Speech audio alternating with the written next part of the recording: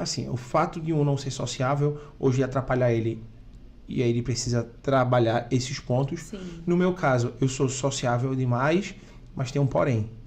Eu não era de ter amigos verdadeiros. Sim. Eu tinha muitas pessoas, falava com muitas pessoas, existia esse alvoroço, porque é meio que um efeito coletivo. Tem um grupo que começa a chamar, ali, aquele cara.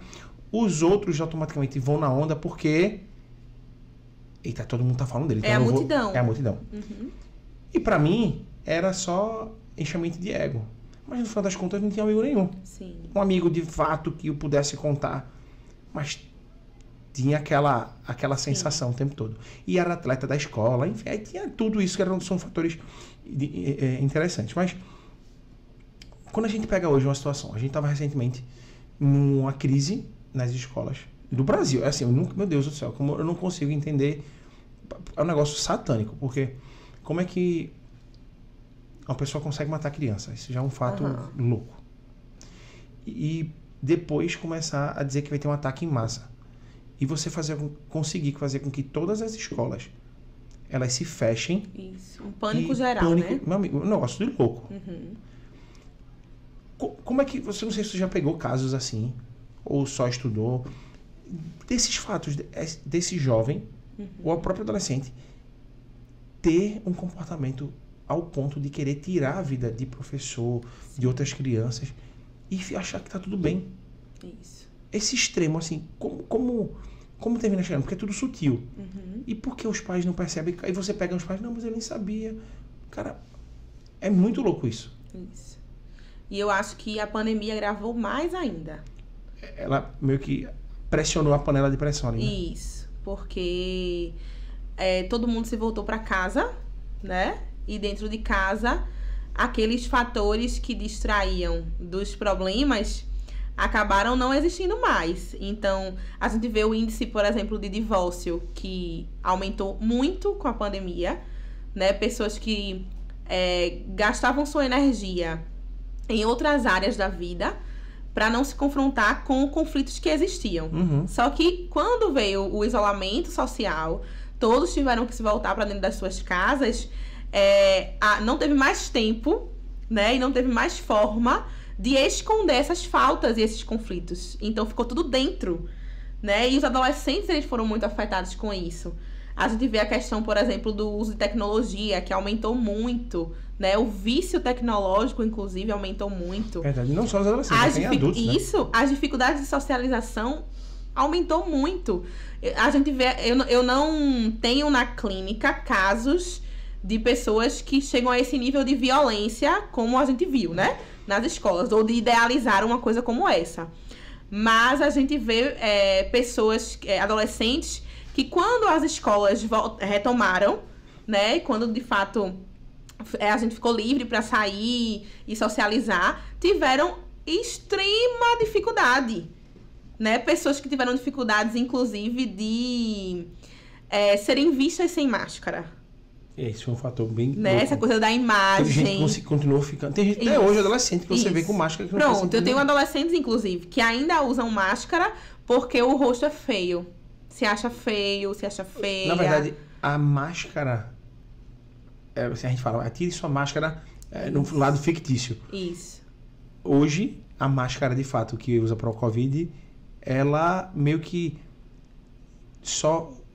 aumentou potencializou. A palavra é essa. Potencializou aquilo que já era. Isso, potencializou. E potencializou as problemáticas. Escola, né? Até eu tô com um capuz aqui, aí você bota, né? Aí ficava de boné, ficava na escola assim, fechado, isso. Porque... Casacão. Pra não mostrar as curvas do corpo. Exatamente. As imperfeições. E aí a máscara agora, ela só foi um potencializador para aquilo que já existia. Isso, exatamente. E para dar um gatilho para o extremo, que é esse, de matança. Cara, eu fico assustado, porque...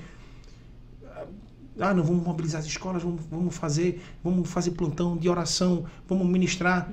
Tá, mas eu creio que o poder de Jesus, ele chega ali e transforma a escola. Não tenho dúvida alguma. Sim. Mas, cara, só isso vai ser suficiente. Porque é mais uma saída, né, Selma? Só que isso vai ser suficiente.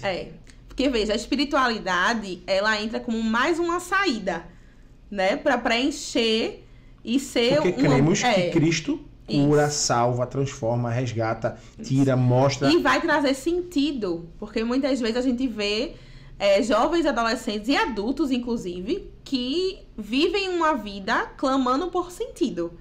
Eles vivem o dia a dia de forma, às vezes, muito mecânica e não vem sentido em nada do que eles fazem. Né? E imagina a gente pensar em todos esses conflitos que adultos passam, né? Mas os adolescentes que não têm a capacidade total ainda, né? O potencial total de gerenciar bem isso. Eu vejo que essa violência nas escolas está muito relacionada a uma repetição de violência. Sim. Porque quando você vai para o histórico dessas pessoas que cometeram isso, são pessoas que não gerenciaram bem as suas emoções pelo contexto de violência que viveram.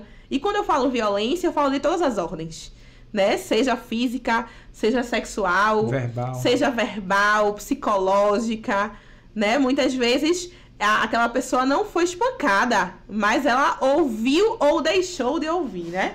Ou deixou de ouvir, porque deixar de ouvir palavras de afirmação que são como nutrientes para o nosso emocional é tão prejudicial como ouvir palavras negativas. Então, na verdade, o fato dela cometer aquilo, na verdade, é uma explosão do que já está acontecendo dentro dela. Isso. E aí é importante deixar claro aqui que falar disso não é simplificar a problemática. Sim. Porque falar disso é a gente compreender o que se passa. Não é pra gente justificar o erro, tá? Não é, porque às vezes as pessoas olham pra situações extremas assim, né? E trazem essa compreensão psicológica do que acontece como se fosse uma justificativa. Aconteceu isso aqui porque o bichinho, né? Aquela pessoa também é vítima da sociedade. É um fato. Mas existem outras saídas, né? Pessoas, se você olhar para a grande maioria, fizer uma enquete, muitas pessoas foram traumatizadas, né? Muitas pessoas estão passando por situações difíceis. Não significa que elas vão ser violentas. Mas quando a gente abre o leque para entender e compreender a problemática, de fato, é um replicar de violência, né? É uma dificuldade de gerenciar as emoções. A gente vê que o jovem, ele não sabe lidar muitas vezes muito bem com a raiva. Verdade. Uma das coisas que eu faço muito no consultório é trabalhar essa coisa de vamos gerenciar melhor nossas emoções, vamos encontrar saídas mais saudáveis. Como é que a gente pode ser mais assertivo? Porque a raiva é uma emoção natural, né? Assim como o medo, assim como a felicidade, a alegria, é uma emoção natural. Todos nós vamos vivenciar em algum momento. A tristeza também é uma emoção natural.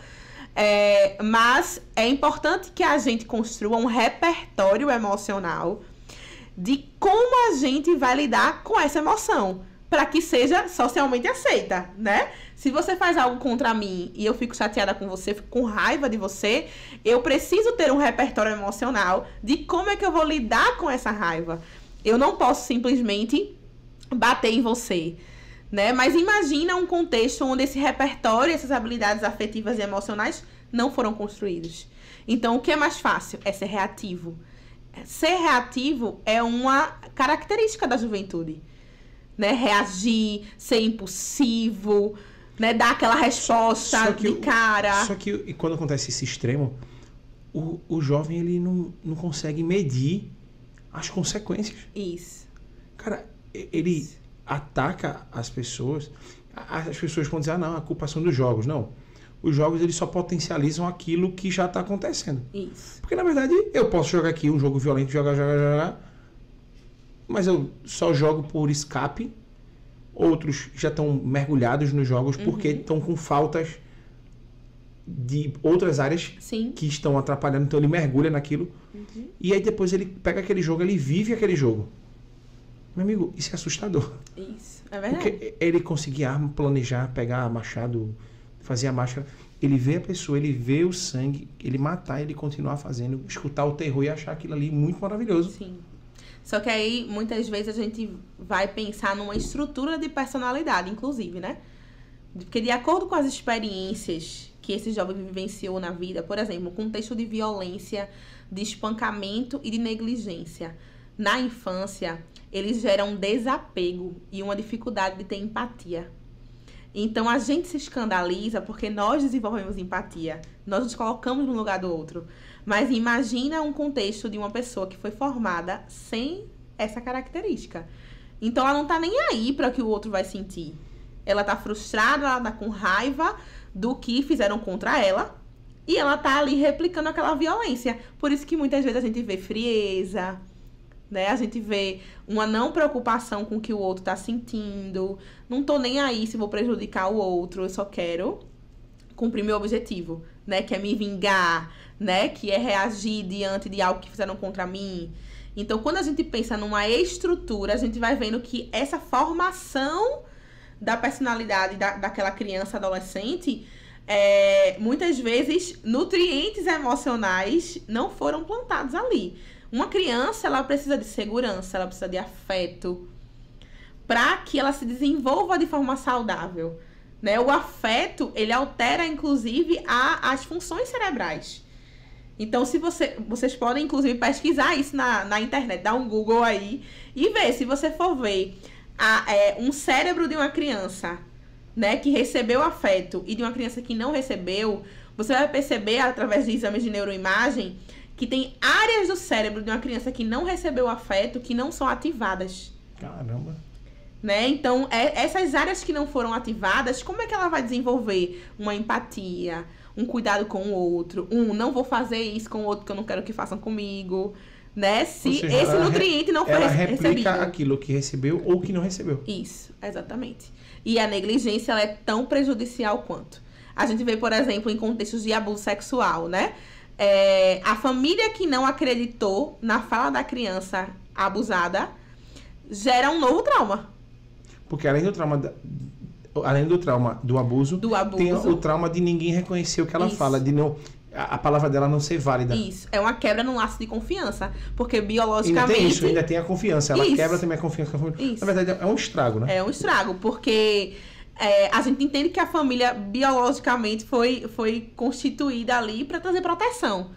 E essa família não protegeu... É a mão protetora. E por não ter aquilo, ela se sente descoberta. Isso. Ela vai procurar algum escape para poder preencher aquilo que está... E a tendência, Selmo, tem muitos teóricos, inclusive da infância, que falam isso. A tendência de uma criança que... Imagina um contexto de uma criança que chora no berço. Né? Ela tá chorando no berço e ela espera ser acalentada. Se repetidas vezes esse acalento não chega, ela deixa de solicitar. Ela deixa de solicitar essa atenção. E aí é quando se desenvolve esse desapego na vida de uma pessoa. Porque se eu tenho uma necessidade afetiva e essa necessidade nunca é suprida, eu vou deixar de solicitar. Porque eu vou entender que eu não preciso daquilo. Entendi. Então, imagina uma criança crescendo nesse contexto. Como é que a gente vai esperar que ela, enquanto adolescente, jovem e adulto, ela busque isso, né? Ela se preocupe com esse outro. Ela pense nesse outro, se isso não foi desenvolvido nela.